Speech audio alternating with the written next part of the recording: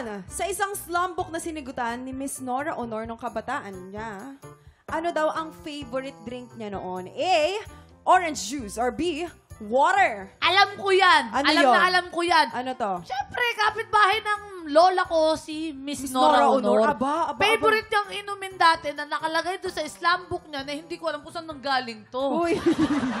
Huy, ikit. Sa ano? Ikit. Ang favorite niya, Bianca Umali. Promise, hindi ako magsisinungaling. Nawasa.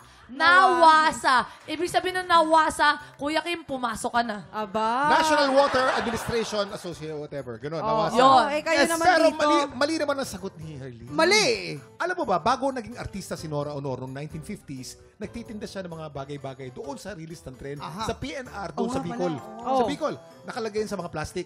Meron siyang tubig na binibenta. Pero ang number one niya ang binibenta talaga, calamansi juice. Calamansi. Calamansi Yes. juice.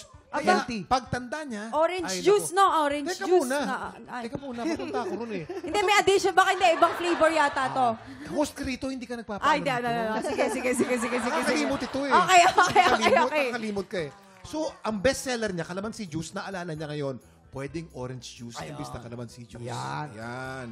Ayun, ako, orange juice. Sila din naman, water. Bianca, ano ang sagot mo?